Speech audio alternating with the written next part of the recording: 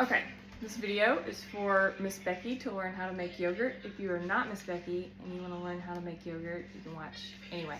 Okay, so Miss Becky, what you want to do is you want your crock pot, and I have an 8-quart crock pot. I put 1.5 gallons of yogurt.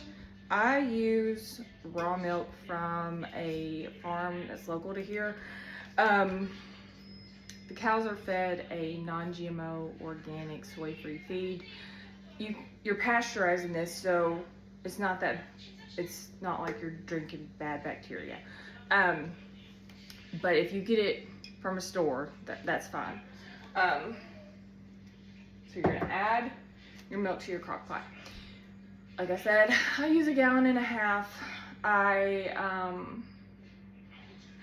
like to get about 1 gallon of yogurt because me and my family eat a lot of yogurt, and that usually gives me pretty close to, like I said, what, baby?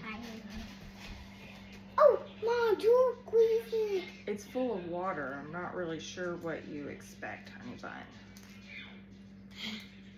Yeah. There you go. You're squeezing it. So why? It's so wet. It is so wet. Get that towel. I don't even remember where I was at. So, you have your milk in your crock pot. I set my setting to low. Put it on low, and it will slowly bring the temperature up. You can do it in a big soup pot on the stove, but I like to sit it and not really babysit it, and I'll just kind of stir it, and I take my instant read thermometer and I'll check it every once in a while. It usually takes about 2 hours or so to get up to temp, and you want to bring it up to 180 degrees because, like I said, you're pasteurizing it, you're cleaning the milk. That way you can add your yogurt. It is shaky. You can add your yogurt culture, and it'll have the perfect setting to inoculate. So, I don't even know if that's the right word. I really don't know. My milk crock pot on low takes about 2 hours. Once it gets up to 180 degrees, I turn it off, I let it sit. And it's gonna sit until it comes down to 115 degrees. That is the temperature that you want to add a yogurt into the milk to make yogurt. I usually get the Chobani Greek yogurt plain. You want plain.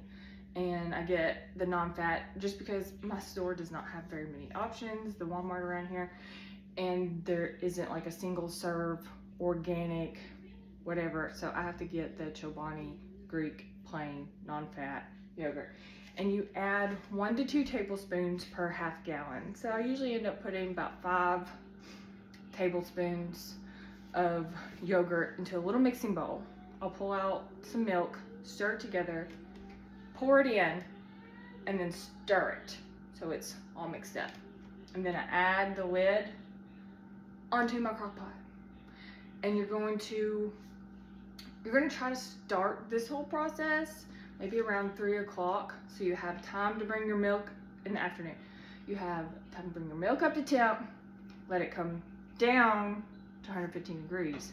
So we're pasteurizing, we're bringing the milk back down to 115 degrees, and then we're adding, okay Tiwu, we're adding our yogurt culture into our milk at 115 degrees that we have checked very consistently to make sure that we're not letting it get down too far, because that's the temperature you want it to put it in at, and that's where you want to try to keep it, is around 110 degrees. Even like a little, it's gonna cool off as it sits, but what we're gonna do is, once we put the lid on, we're gonna put a towel. I take a like a heating pad, and I'll just lay it over the top to kind of help keep some warmth on it, and then I put a couple more towels on to insulate, so it's insulated, and I'll let that sit overnight. So that's why we're starting at around 3 to give it time for this whole process for you to let it sit overnight. In the morning, you're gonna take your yogurt, and you're gonna see that it's separated. I take a straining bag, a colander type thing, and I sit it in this big pot. And I usually have a little too much to fit in here, so I end up doing this right here. I use what I have. You can buy stuff to make it easier. They have instant pots that have a yogurt setting, and I'm sure there's like instructions in a booklet, but I'm using what I got. I don't have an instant pot. I don't have a yogurt strainer, and like I said, I make quite a bit, so I don't even know what they have for those to buy. And so I have my bag, and I've scooped my yogurt, and I put it in here. I cover it up, set it in the fridge, and I strain it for a few hours until I get the consistency that I want. But if you're like me and you forget sometimes that you've made yogurt,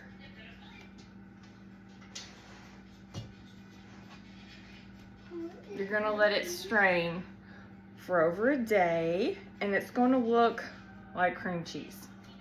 What you do when that happens, you put it in a KitchenAid, which I have right over here, and you're gonna mix it with you're gonna add some whey back into it.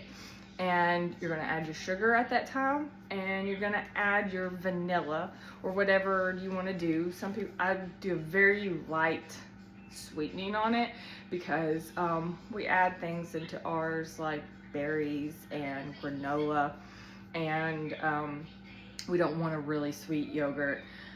We just want it lightly sweetened. Let me get a spoon so I can show you the consistency.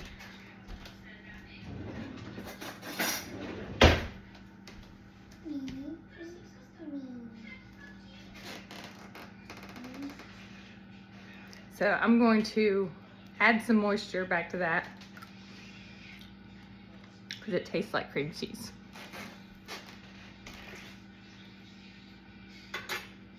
But it's not a big deal.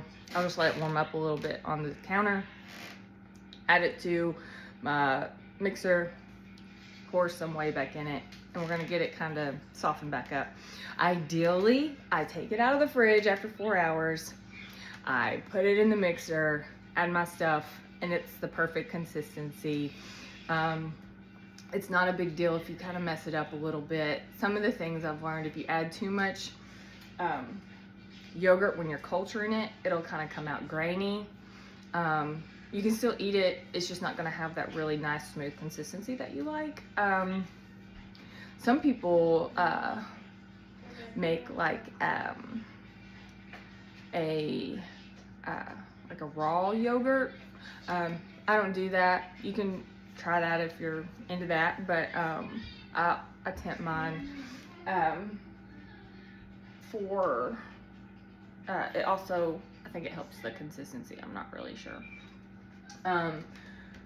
But you end up with, that's already strained.